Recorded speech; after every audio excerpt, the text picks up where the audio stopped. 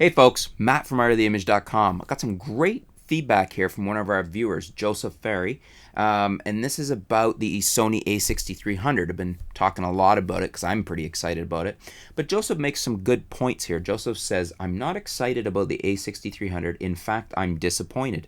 I bought a Sony a6000 a couple years ago. It represented a very powerful camera that was about the same size as my previous Micro Four Thirds Panasonic.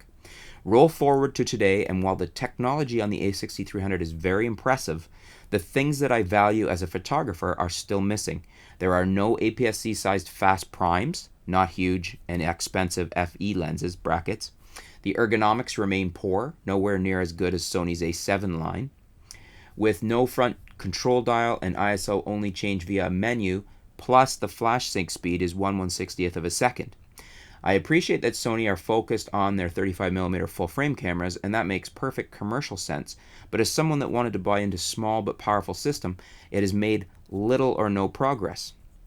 I'm seriously thinking of moving to Fuji or even back to Micro Four Thirds.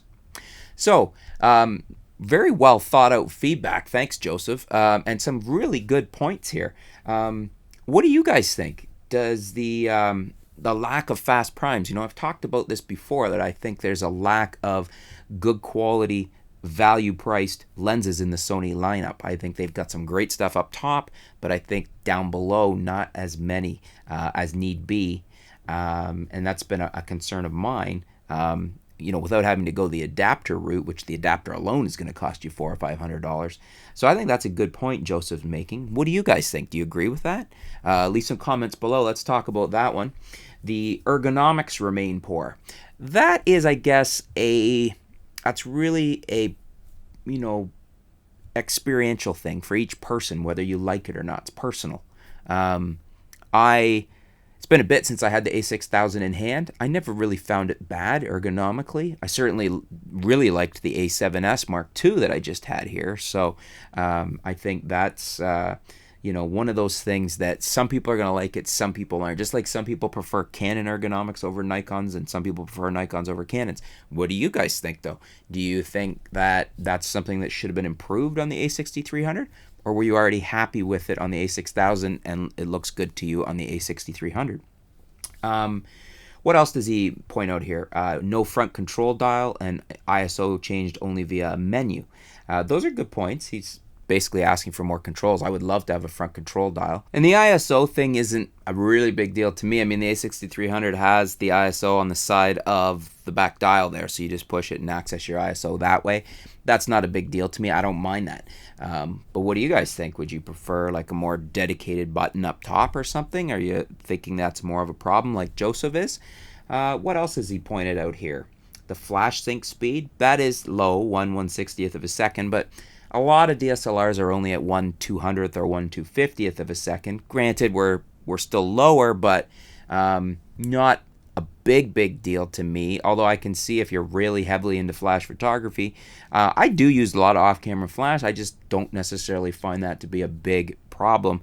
And I guess really you could, there's ways around it. It's not the be all and the end all for me. But what do you guys think? Is that a big hang up for you guys? As far like, would that be a deal killer? The slower sync speed there for flash. What else do we have from Joseph? He's making the point that he thinks they're more focused on the 35mm full frame, the A7 lineup. I think it's a very good offering from Sony. I think the a6300 gives us a very high-end featured camera with a APS-C sensor. So I think it's pretty good that way. I think they're showing us they're not, leaving behind their clientele that doesn't want to get into an A7 either price point or full frame lineup. But lots of good points here, Joseph. Thanks very much.